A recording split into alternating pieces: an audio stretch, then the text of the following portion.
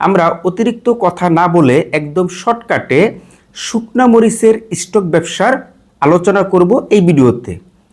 এই ভিডিওতে আমি একজন নতুন উদ্যোক্তা কিভাবে শুকনা মরিচের স্টক ব্যবসা শুরু করবে, কিভাবে শুকনা মরিচ সংরক্ষণ করবে সঠিক নিয়ম মেনে, শুকনা মরিচ কৃষক পর্যায় থেকে এবং কোন কোন জেলা থেকে কিভাবে পরিবহন করে নিয়ে আসবে, শুকনা মরিচের স্টক ব্যবসায় লস ও ঝুঁকির কারণ কি কি এবং লস ও ঝুঁকি কেন হয়, শুকনা মরিচের স্টক ব্যবসায় লাভের পরিমাণটা কেমন ও লাভ কিভাবে হয়ে থাকে। আমরা যে বিভিন্ন মানুষের মুখে শুনে থাকি যে শুকনা মরিচের স্টক ব্যবসা করে ধনী হয়ে গেছে, স্বাবলম্বী হয়ে গেছে, এই কথাটা আদৌ সত্য নাকি এটা মিথ্যা। এই একটি ভিডিও থেকে আপনি সম্পূর্ণ শুকনা মরিচের স্টক ব্যবসা শিখতে পারবেন এবং শুরু করতে পারবেন। তো শুকনা মরিচ নিয়ে স্টক ব্যবসা শুরুর পূর্বে আপনাকে সর্বপ্রথম আপনার এই ক্রয়কৃত বা স্টককৃত শুকনা মরিচগুলি কোথায় রাখবেন সেই জায়গাটা নির্ধারণ করতে হবে। এখন আপনাকে শুকনা মরিচ ক্রয় করতে হবে। তো শুকনা মরিচ আপনি কখনোই ওই আড়ত থেকে ক্রয় করতে যাবেন না। অনেকেই আপনার চিন্তা ভাবনা করে যে আমার তো পার্শ্ববর্তী শুকনা মরিচের হোলসেল মার্কেট রয়েছে বা আড়ত রয়েছে, আমি সেখান থেকে সিজনে 20 মণ 30 মণ শুকনা মরিচ ক্রয় করে স্টক করে রেখে দিব, পরবর্তীতে আবার বিক্রি করব। ঠিক আছে, এই চিন্তা ভাবনা অনেকেরই থাকে। তো আমি বলবো যে দেখুন, আপনি আড়ত থেকে শুকনা মরিচ ক্রয় করে সেই মরিচটা আপনি যখন আবার বিক্রি করতে যাবেন তখন আহামরি কোনো প্রফিট আপনি করতে পারবেন না।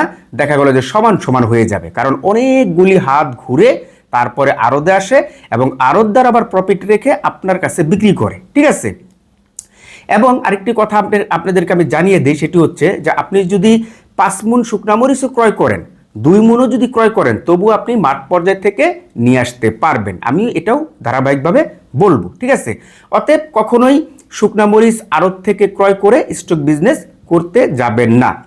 এখন আপনি সরাসরি কৃষকের মরিচ ক্রয় করে নিয়ে আসবেন। আপনি যে কোনো জেলা থেকে ব্যবসা করেন না কেন, এতে প্রবলেম নেই। আপনার জেলা যে কোনো একটি হতে পারে, আপনি সেখানেই আপনার এই শুকনা মরিচ আপনি পরিবহন করে নিয়ে এসে আপনি স্টক করতে পারবেন। ঠিক আছে, এই যে আপনি শুকনা মরিচগুলি ক্রয় করতেছেন, এখানে আপনাকে যত্ন সহকারে সংরক্ষণ করতে হবে।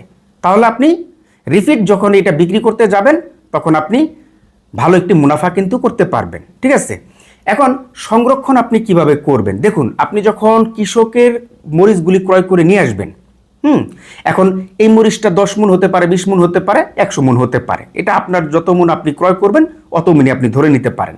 এখন এই যে আপনি কৃষকের মরিচটা যে ক্রয় করতেছেন, এই মরিচটা কিন্তু এক প্রকার শুকনা, কারণ কৃষক কিন্তু না শুকিয়ে হাটে নিয়ে আসে নাই বিক্রি করার জন্য। ঠিক আছে, তো তার শুকনা আর আপনার শুকনার মধ্যে কিন্তু পার্থক্য রয়েছে। কেন? কারণ সে যে শুকনাটা শুকিয়ে হাটের মধ্যে বিক্রি করতেছে ওটাকে বলে রানিং। ঠিক আছে, ওটা 1 সপ্তাহ 15 দিন উনি রাখবে। যেহেতু আপনি এখানে 3 মাস 2 মাস 6 মাস 1 বছর এই মরিচটা রাখবেন, তাহলে সেই শুকনাই কিন্তু আপনার হবে না।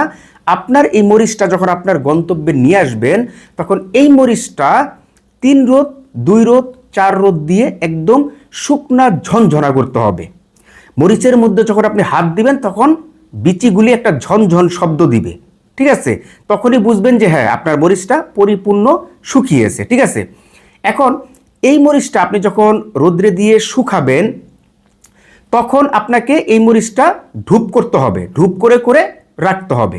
এখন ধূপ কোনটা দেখুন, আপনারা অলরেডি বিভিন্ন হোলসেল মার্কেটে দেখবেন যে মরিচের বস্তা আপনার একটি মানে মরিচগুলি একটি ধূপ বস্তার মধ্যে ভরা থাকে। ঠিক আছে, ওই ধূপের কথাই আমি বলতেছি। এখন এই ধূপ আপনার 2 প্রকার হয়ে থাকে, একটি হচ্ছে পাটের বস্তার আর একটি হচ্ছে প্লাস্টিকের বস্তার। তো আমি আপনাকে নিষেধ করব যে আপনি যেহেতু মরিচ সংরক্ষণ করে রাখবেন, আপনি যেহেতু রানিংয়ে বিক্রি করবেন না, তাহলে আপনার জন্য প্লাস্টিকের ধূপ নয়, ওটা রানিং বিক্রি করার জন্য। ঠিক আছে, আপনার জন্য পাটের ধূপ প্রযোজ্য। তাহলে আপনি আপনার নিকটবর্তী যে বাজারগুলি রয়েছে সেখানে আপনি খোঁজখবর নিয়ে আপনি এই পাটের ধূপ বস্তাগুলি ক্রয় করে নিয়ে আসবেন। আপনি যদি না চিনেন, কাউকে জিজ্ঞাসা করলেই বলে দিবে। ঠিক আছে, পাটের ধূপ বস্তা, তার পাশাপাশি আপনার পলির ধূপ রয়েছে। এই যে পাটের ধূপটার মধ্যে আপনার ওই যে পলিথিনের যে ধূপটা, এটা আগে ঢুকিয়ে দিবেন। কারণ আগেই যদি আপনি পলিথিনের ধূপের মধ্যে মরিচ ভরেন, তাহলে ওই মরিচটা আবার আপনি পাটের ধূপের মধ্যে ঢুকাতে পারবেন না। তো যার ফলে পাটের ধূপের মধ্যে আপনার পলির যে ধূপটা সেটা নামিয়ে দিবেন। দেওয়ার পরে এখন আপনি মরিচ ভরেন। 1 মণ করে মরিচ মেপে মেপে আপনি ভরেন। ভরার পরে যখন দেখলেন যে আপনার 1 মণের একটি ঢুপ পলির মধ্যে ভরা হয়ে গেল, তখন আপনি এই যে পলিথিনের যে ঢুপটা, এটা সুন্দর করে মুট করে বেঁধে দিবেন টাইট করে। ঠিক আছে, টাইট করে বেঁধে দেওয়ার পরে এখন আরেকটা কোনটা রয়েছে, সেটা হচ্ছে আপনার পাটেরটা, মানে পাটের ঢুপ বস্তাটা। তো এটা তো অনেক একসাথে যখন আপনি হাতের মধ্যে গুছাবেন তখন এটা অনেক মোটা হয়ে যাবে। তো এটা আবার ওই মুট করে বাঁধা যাবে না। এটা কি করতে হবে, আপনার এই মানে সেলাই করতে হবে। বস্তা সেলাই করা যে সুইগুলি, এটা দিয়ে আপনাকে সেলাই করতে হবে। তবে মনে রাখবেন, আপনি যেই পলির ঢুপটা মুট করে বাঁধলেন, এটা এমনভাবে বাঁধতে হবে যাতে কোনোভাবেই এটার মধ্যে বাতাস ঢুকে আবার বের হতে না পারে, বাতাস ঢুকে আবার বের হতে না পারে। আর পাটের বস্তা দেওয়ার কথা কেন বললাম, প্লাস্টিকের কথা কেন বললাম না, কারণ পাটের বস্তা হচ্ছে আপনার এক প্রকার ঠান্ডা। এটা আপনার ওই যে তাপ যেটাকে বলে, এই তাপ কিন্তু আপনার পাটের বস্তা নিয়ন্ত্রণ করতে পারে এবং মরিচটা ঠান্ডা রাখে। আর প্লাস্টিকের বস্তাটা তাপ নিয়ন্ত্রণ না করে উল্টো আরও তাপ দিয়ে বসে। ঠিক আছে, এর জন্যই আমি পাটের বস্তার মানে পাটের ঢুপের কথা বলেছি। ঠিক আছে, আপনি যদি মানে পাকা ফ্লোরের মধ্যে যদি রাখেন মরিচগুলি, বা আপনার ঘরটা যদি পাকা ফ্লোরের হয়, তাহলে দেখা গেল যে সেইখানে নিচে রাখা যাবে না। কি করতে হবে, ওইখানে আপনার জলচৌকি বানাতে হবে। জলচৌকির সাইজটা বা পয়াটা আপনি দেখা গেলো যে 1.5 ফিট অথবা 2 ফিট উচ্চতা দিয়ে বানালেন, তাহলে 2 ফিট উচ্চতা হয়ে গেল। এখন এই আপনার ঘরটা যত বড় হবে, আপনি অত বড়ই জলচৌকি বানাতে বানাতে আসবেন। ঠিক আছে, সম্পূর্ণ ঘরটাই মরিচ রাখার জন্য আপনার এই জলচৌকি দিতে হবে, এবং ওই জলচৌকির উপরে আপনার মরিচগুলি স্টেপ বাই স্টেপ একদম উঁচা করে সাজাতে হবে। ঠিক আছে, আর যদি মাটির ফ্লোর হয়, সেক্ষেত্রে আপনাকে বাঁশ দিয়ে সুন্দরভাবে ফাঁক ফাঁক করে মাচা বানিয়ে নিতে হবে। ঠিক আছে, এখন মেন যে কথাটা সেটি হচ্ছে যে আপনার এই মরিচগুলি আপনি যেখানে রাখতেছেন, সেখানকার যে ঘরটা, এই ঘরের বেড়াটা কিসের, বেড়াটা কি টিনের নাকি ওয়াল করা? যদি টিনের বেড়া হয়, তার মানে ওটা টিনের ঘর, মানে উপরেও টিন, মানে চালও টিন, আপনার বেড়াও হচ্ছে টিন। তাহলে এই ঘরের মধ্যে আপনি যখন মরিচটা স্টেক দিয়ে রাখবেন, আপনি রাখতে পারবেন, বাট সেই ঘরটা শ্যামার মধ্যে থাকতে হবে, মানে গাছগাছালির মধ্যে, বা ওই ওই ওই ঘরের মধ্যে কোনোভাবে রোদ লাগে না, একদম শ্যামা জায়গার মধ্যে। ঠিক আছে, তাহলে আপনি সেই ঘরের মধ্যে রাখতে পারেন। আর যদি দেখেন যে না, আপনার ওই টিনের ঘরটা রোদ্রের মধ্যে, মানে রোদ লাগতেছে, তাহলে ওই ঘরের মধ্যে আপনি যখন মরিচটা রাখবেন, তখন দেখা গেল যে দিনের বেলা যখন রোদটা উঠবে, তখন আপনার এই বেড়াটাও গরম হয়ে যাবে, চালটাও কিন্তু গরম হয়ে যাবে। যখন এই দুইটা গরম হয়ে যাবে, তখন এই মরিচের উপরে কিন্তু আপনার এক প্রকার তাপ প্রয়োগ হবে বা হিট পড়বে। তখন এই হিটের কারণে বা তাপের কারণে আপনার মরিচটা দিন মানে দিন যত যাবে, 1 মাস 15 দিন 2 মাস পরে আস্তে আস্তে ওই যে আপনি একদম লাল রঙের মরিচটা যে ক্রয় করেছিলেন, যেরকম কালারটা ক্রয় করেছিলেন, ওই কালারটা থেকে ডিপ কালার হয়ে গেছে। তার মানে আমরা যেটা বুঝতে পারতেছি যে আমাদের ঘরটা কোনোভাবেই মানে গরম অথবা রোদ যাতে না লাগে। ঠিক আছে, আর আপনার যদি বিল্ডিং ঘর থাকে, তাহলে আমি মনে করি যে আপনি বিল্ডিং ঘরের মধ্যে মরিচগুলি রাখার চেষ্টা করেন, কারণ বিল্ডিং ঘরের সাইডগুলি থাকে আপনার মানে ওয়াল করা, তো যার ফলে সেই ঘরটা মোটামুটি ঠান্ডা থাকে। ঠিক আছে, তবে বিল্ডিং ঘরটাও কিন্তু আপনার রোদ্রের মধ্যে হওয়া যাবে না, এটাও কিন্তু মাথায় রাখবেন, কারণ উপরে হয়তো বা টিন থাকতে পারে, তো সেই টিনের হিটটা কিন্তু লাগবে। হ্যাঁ, শ্যামা জাতীয় ঘরের মধ্যে রাখবেন। এবং যদি ফ্ল্যাট বাসা হয়, তাহলে তো আরও সুন্দর কথা, কারণ উপরে ছাদ রয়েছে বা কোনোভাবেই হিট লাগতেছে না, তাহলে আরও সুন্দর হয়। এক কথায় হিট লাগানো যাবে না এমন ঘরে রাখতে হবে। এবং তার পাশাপাশি আপনাকে আরেকটি মানে বিষয় ইনশিওর করতে হবে, সেটি হচ্ছে যে আপনি যেখানেই আপনার এই মরিচগুলি রাখেন না কেন, সেই ঘরটা যাতে অন্ধকার হয়। যতই হিট না লাগুক, তবে দিনের একটি আলো, এই আলোটা কিন্তু আপনার একটা জিনিস কিন্তু শোষণ করে, আর তখনই ডিপ হতে থাকে ধীরে ধীরে। আর এভাবে যখন আপনি প্রপার নিয়ম মেনে আপনার এই মরিচটা আপনি সংরক্ষণ করবেন, তখন আপনি বছরব্যাপী আপনার মরিচগুলি আপনি রেখে রেখে বিক্রি করতে পারবেন, এক চান্সও বিক্রি করে দিতে পারবেন। ঠিক আছে, এখন আমরা যদি আসি যে এই যে আপনার শুকনা মরিচগুলি আপনি যে স্টক করলেন, এখন আপনি বিক্রি করবেন কিভাবে? দেখুন, আপনার এই স্টক করা শুকনা মরিচগুলি আপনি অনেক স্টেপে বিক্রি করতে পারেন। তো বিক্রি করার প্রথম যে প্রসেসটা, সেটা হচ্ছে যে দেখুন, আপনি তো কৃষক পর্যায় থেকে আপনার শুকনা মরিচ আপনি ক্রয় করে নিয়ে আসছেন, ফর এক্সাম্পল 50 মণ, বিভিন্ন রকমের মরিচ আপনি মিলিয়ে 50 মণ ক্রয় করেছেন। কি কি মরিচ আপনি ক্রয় করবেন এবং কত প্রকার মরিচ, সেটা আমি নেক্সট স্টেপগুলিতে বলতেছি। তো এখন আপনি যে বিভিন্ন রকমের মরিচটা ক্রয় করে নিয়ে আসলেন, এই মরিচগুলি ওই যে আমি যে মানে ভিডিওর প্রথমে যেটা বলেছিলাম যে আপনার নিকটবর্তী আড়ত থেকে আপনি ক্রয় করবেন না। হ্যাঁ, তো এর জন্য আমি বলেছিলাম যে সেই আড়তেই আপনি বিক্রি করবেন। ওই আড়ত থেকে আপনি ক্রয় করবেন না, আপনার ইচ্ছা থাকতে হবে যে সেই আড়তেই আপনি বিক্রি করবেন। এখন সেই আড়তে আপনি যে বিক্রি করবেন, আপনার মরিচ কি তারা ক্রয় করবে কিনা, এটা প্রশ্ন না? তো সেটি হচ্ছে, দেখুন, একজন আড়তদারের কি প্রয়োজন? মালের প্রয়োজন, মানে মরিচের প্রয়োজন, তাই না?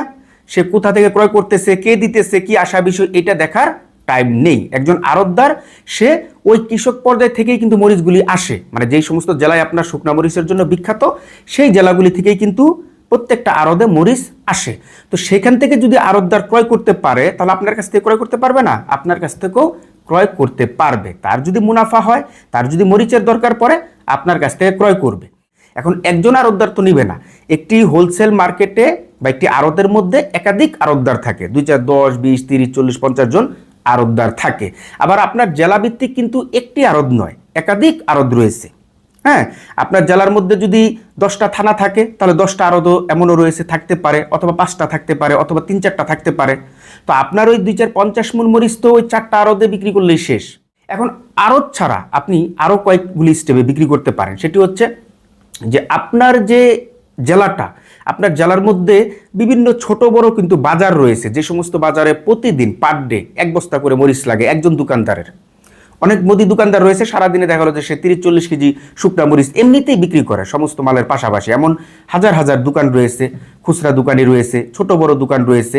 এই সমস্ত দোকানে, ছোট ছোট বাজারে আপনি দোকানে দোকানে শুকনা মরিচ মার্কেট করে আপনার সেই মানে পরিমাণে যদি অল্প হয়, যে আপনি 10 মণ 20 মণ ক্রয় করেছিলেন, যদি পরিমাণে অল্প হয় তাহলে আপনি এইভাবেও কিন্তু বিক্রি করে দিতে পারেন, ঠিক আছে?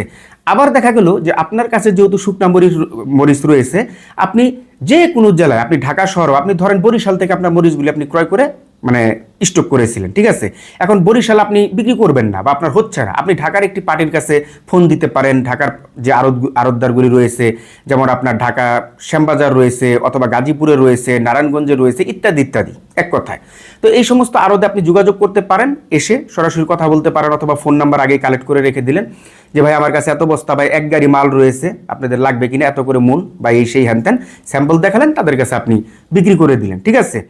এবং আপনি যদি গ্রাম থেকে, অর্থাৎ যেই সমস্ত জেলা থেকে এই মানে জেলায় এই শুকনা মরিচগুলি হয়, সেই সমস্ত জেলা থেকে যদি আপনি আমার ভিডিওটি দেখে থাকেন, তাহলে তো আপনার বিক্রি করার স্টেপ আরও বেড়ে গেল।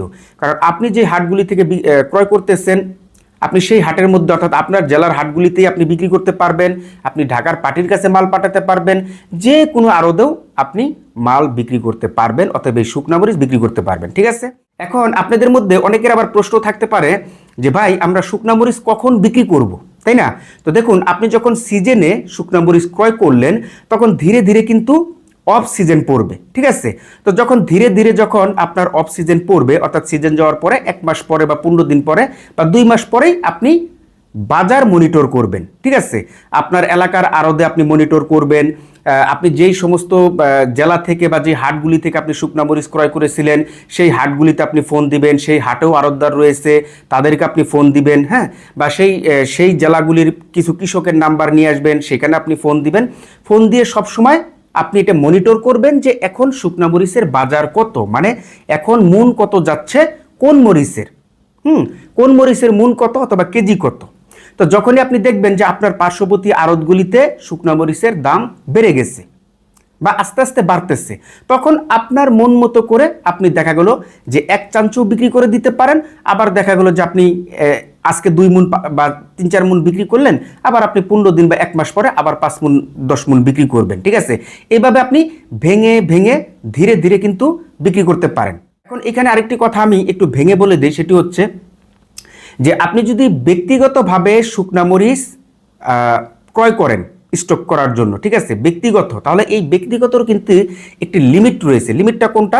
যেমন ধরেন ফর এক্সাম্পল 30-40 মণ, 30-40 মণ শুকনা মরিচ আপনি ব্যক্তিগতভাবে ক্রয় করলেন, তাহলে সেক্ষেত্রে কিন্তু আপনার এখানে কোনো প্রকার লাইসেন্সের প্রয়োজন হচ্ছে না, এবং আপনি আইনি দিক থেকে একদম নিরাপদ। কারণ একজন মানুষ ব্যক্তিগতভাবে বিজনেস করার জন্য 30-40 মণ বা 20 মণ ফর এক্সাম্পল মরিচ বা যে কোনো খাদ্যপণ্য ক্রয় করে সেটা স্টক করতে পারে, এবং সে তার মর্জি মতো বিক্রি করতে পারে। এতে কোনো প্রবলেম নেই, বা এতে করে দেখা গেল যে বাজার অস্থিরতাও হবে না এবং বাজারের সংকটও তৈরি হবে না, ঠিক আছে? এবং আপনি যদি বাণিজ্যিকভাবে যদি শুকনা মরিচ ক্রয় করতে চান, যে আপনি অনেক মন ক্রয় করবেন, 200-500 মন, 200 মন, 300 মন, সেক্ষেত্রে এটা কিন্তু বাণিজ্যিকভাবে হয়ে যাচ্ছে। আর যখন বাণিজ্যিকভাবে যখন এটা হয়ে যাবে, তখন দেখা গেল যে আপনার এই কৃষি বিপণন লাইসেন্সটা কিন্তু করে নিতে হবে, তার পাশাপাশি ট্রেড লাইসেন্সটাও থাকতে হবে। লসের যে বিষয়টা, এটা একটু গুরুত্ব দিয়ে শোনার চেষ্টা করবেন। আপনি এই যে শুকনা মরিচ ক্রয় করলেন, এখন এই শুকনা মরিচটা ওই যে সংরক্ষণের কথা আমি বললাম, যেটা অত্যন্ত গুরুত্বপূর্ণ ছিল, ওই সংরক্ষণে গিয়ে আপনার মরিচটা আপনি যে কোনোভাবেই হোক না কেন একটি মানে মানে ক্ষতি করে ফেলছেন। ক্ষতিটা কি?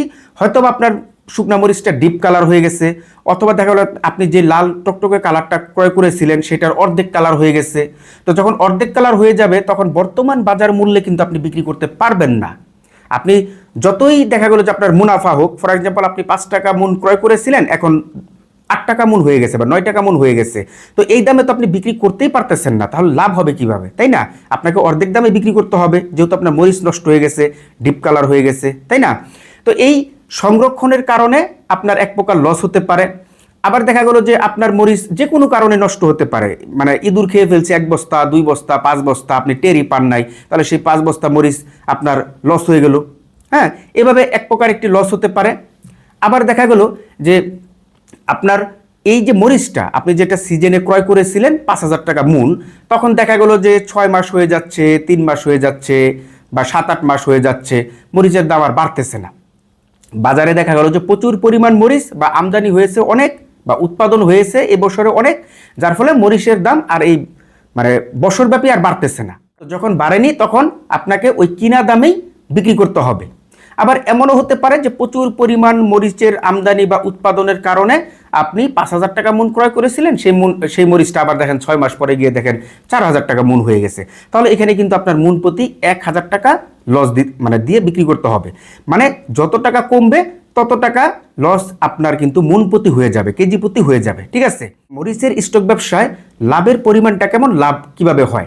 তো দেখুন, মরিচের স্টক ব্যবসায় আমার যেটা বাস্তব অভিজ্ঞতা, এবং আমি বিভিন্ন মানুষের সাথে কথা বলেছি যারা এই শুকনা মরিচ নিয়ে স্টক ব্যবসা করে, তারা দেখা গেল যে অনেক সময় এই যে আপনার 50,000 টাকার মরিচ দেখা গেলো যে 3 গুণ 4 গুণ প্রফিটে বিক্রি করে ফেলছে। এই ধরনের কাহিনী আমার চোখের সামনে ঘটেছে এবং আমি নিজে এটা দেখেছি। কেন? কারণ সিজনে আপনার ওই বছরটা হয়তো বা লাকি ফেভার করছে, সিজনে আপনার ওই শুকনা মরিচ মূল ছিল 4,000 টাকা, 5,000 টাকা, এরকম একটি মূল ছিল। সেই মরিচটা আপনার হঠাৎ করেই দেখা গেলো যে আপনার 8,000, 9,000, 11,000, 12,000, 13,000 টাকা পর্যন্ত মূল হয়ে গেছিল সেই বছরটাতে। ঠিক আছে, এখন হঠাৎ করে দেখা গেলো যে আপনার মরিচের উৎপাদন কমে গেছিল, সেই বছরে কৃষকরা মরিচ কম করেছিল। হ্যাঁ, তো কম করার ফলে দেখা গেলো যে বাজারে প্রচুর পরিমাণ চাহিদা থাকা সত্ত্বেও মরিচ ছিল না। তো যার ফলে আপনার হুট করে এই চাহিদা বেড়ে যাওয়ার জন্য এবং মরিচ কম থাকার কারণে আপনার দামটা কিন্তু বেড়ে গিয়েছিল, এবং ওই বছরে যারা মরিচ নিয়ে স্টক ব্যবসা করেছিল তারা কিন্তু মোটামুটি ভালো একটি মুনাফা করেছিল।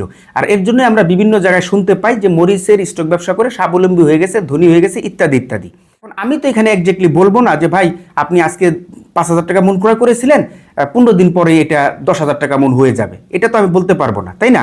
এখন 1,000 টাকা মন যদি বেড়ে যায়, আপনি যদি 1,000 টাকা প্রফিটে যদি বিক্রি করে দেন, তাহলে সেক্ষেত্রে আপনি এখন 50 মন মরিচ যদি ক্রয় করে থাকেন, তাহলে 50 মন মরিচে আপনার 50,000 টাকা প্রফিট আসতেছে, তাই না?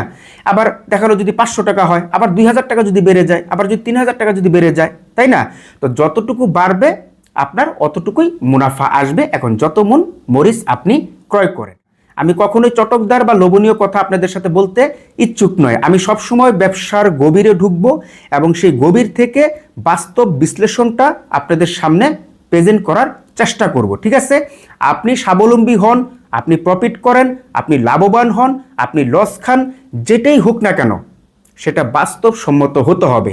এই পৃথিবীর মধ্যে যারা বিজনেস করে আজকে স্বাবলম্বী হয়েছে তারা কিন্তু কাল্পনিক এবং কারোর চটকদার কথা শুনে কিন্তু স্বাবলম্বী হয় নাই, তারা ব্যবসার রিয়েলিটির মধ্য দিয়েই আজকে স্বাবলম্বী হয়েছে, এটা মনে রাখবেন। ঠিক আছে, এখন আমরা যদি আসি যে এই যে শুকনা মরিচগুলি আমি যেটা ভিডিওর প্রথমে বলেছিলাম যে কৃষক পর্যায় থেকে ক্রয় করবেন। ঠিক আছে, তো এখন কোন কোন জেলা থেকে আপনারা কৃষক পর্যায় থেকে এই শুকনা মরিচগুলি ক্রয় করবেন? তো দেখুন, আমাদের বাংলাদেশে শুকনা মরিচের জন্য বিখ্যাত এবং বৃহত্তম জেলা হচ্ছে আপনার পঞ্চগড়, দিনাজপুর এবং বগুড়া, ঠিক আছে। এছাড়াও আরও প্রাসঙ্গিক অনেক জেলা রয়েছে, যেমন গাইবান্ধা, ঠাকুরগাঁও, এই সমস্ত জেলাও মরিচের জন্য বিখ্যাত। তার মধ্যে উল্লেখযোগ্য যেমন পঞ্চগড়, দিনাজপুর এবং বগুড়া। তো এক কথায় আপনি এই প্রত্যেকটা জেলা থেকেই মরিচ ক্রয় করতে পারেন। আপনি বগুড়া থেকে বগুড়ার লাল মরিচ ক্রয় করতে পারেন। এছাড়াও দেখা গেল যে আপনি পঞ্চগড় থেকে পঞ্চগড়ের ছেঁকা মরিচ ক্রয় করতে পারেন, আপনি কারেন্ট জিরা মরিচ ক্রয় করতে পারেন, জিরা মরিচ ক্রয় করতে পারেন, বিন্দু মরিচ ক্রয় করতে পারেন। এছাড়াও আরও কয়েকটি জাতের শুকনা মরিচ কিন্তু সেখানে রয়েছে। সেখানে আপনি একদিন 2 দিন থেকে আপনি হাট থেকে মরিচগুলি ক্রয় করে নিয়ে আসতে পারেন। হাটের মধ্যে কৃষকরা তাদের মরিচগুলি নিয়ে আসতেছে, সেখানে আপনি তাদের মরিচগুলি ক্রয় করবেন, ক্রয় করে এক জায়গার মধ্যে রাখবেন। সেখান থেকে আপনি রেখে কিছু মানে মানুষের মাধ্যমে, সেখানে ওয়ার্কার রয়েছে, তাদের মাধ্যমে আপনি সেখানে মানে ঢুপ বস্তা করে, সেটা হচ্ছে ওই যে আপনার রানিং যে ঢুপগুলি, মানে আনা নেওয়ার যে ঢুপগুলি, সেটার কথা বলতেছি, ঢুপ বস্তা করে আপনি গাড়ি লুট করে নিয়ে আসতে পারবেন, ঠিক আছে। আবার দেখা গেল যে আপনি যদি এক গাড়ি মাল যদি নাও ক্রয় করেন, আপনি যদি 5 মুন অথবা 10 মুন মরিচও যদি ক্রয় করেন, তাহলে 10 মুন মরিচের জন্য আপনার গাড়ির কিন্তু প্রয়োজন হবে না, 20 মুনের জন্য প্রয়োজন হবে না। 20 মুন মরিচে আপনার 20 বস্তা, 1 মুন করে। এখন এই 20 বস্তা মরিচ আপনি কিন্তু সেখান থেকে ট্রান্সপোর্টে বা কুরিয়াতে কিন্তু পাঠিয়ে দিতে পারবেন আপনার জেলায়। তখন দেখা গেল যে আমি কিন্তু এইভাবে নিজে নিয়ে আসছি, আমার সে ব্যক্তিগত অভিজ্ঞতা বলতেছি। আমি অনেক সময় আপনার 4 বস্তা 5 বস্তা অর্থাৎ 4 মুন 5 মুন মরিচ অনেক সময় আমি নিয়ে আসছি। তো আমার সেই প্র্যাকটিক্যাল অভিজ্ঞতাটা রয়েছে। আমার তখন দেখা গেলো যে 1 মুন মরিচে 300 টাকা করে চার্জ লেগেছে আর কি। এখন আপনি যদি 20টা বস্তা নিয়ে আসেন, তাহলে আপনার 20 বস্তায় 300 টাকা করে হলে 6000 টাকা এখানে লাগতেছে। যেহেতু অনেকগুলি বস্তা, একটু কম বেশি করে আপনি নিয়ে আসতে পারবেন, একদম আপনার গন্তব্যে চলে আসবে। আপনার এখানে আর কোনো ঝামেলা হবে না। বস্তাগুলি রেডি করবেন, ট্রান্সপোর্টে দিয়ে দিবেন, তারা সুন্দর মতো আপনার এখানে মরিচ পৌঁছে দিবে। তাহলে এইভাবে কিন্তু আপনি নিয়ে আসতে পারেন, একদম 2-3 মুন থেকে শুরু করে। মরিচের সিজন কখন? ফাল্গুন, চৈত, বৈশাখ, এই 3 মাসে মূলত আপনার মরিচের সিজন বা মরিচ ওঠা শুরু করে। এই যে, আর আপনি যদি ইংলিশ মনে রাখতে পারেন বা যদি বুঝেন, তাহলে দেখা গেলো যে আপনি এই যে জানুয়ারি, ফেব্রুয়ারি, মার্চ, এই 3 মাস ধরতে পারেন, ঠিক আছে। তারপরেও আমার কথা থেকে হয়তো 2-4-15 দিন, 20 দিন, 1 মাস এদিক সেদিক হতে পারে। তবুও যদি কোথাও বুঝতে না পারেন এবং আপনার যদি কোনো প্রকার কোনো প্রশ্ন থাকে এই বিজনেস সম্পর্কে, যে আপনি ব্যবসাটা শুরু করবেন বাট আপনার আরও কিছু জানার রয়েছে, তাহলে এই ভিডিওর কমেন্ট বক্সে আমাকে কমেন্ট করতে পারেন। আমি দ্রুততার সাথে আপনাকে হেল্প করার চেষ্টা করব, উত্তর দেওয়ার চেষ্টা করব, ঠিক আছে। তাহলে আজকের মতন বিদায়। সবাই ভালো থাকবেন, সুস্থ থাকবেন। আল্লাহ হাফেজ।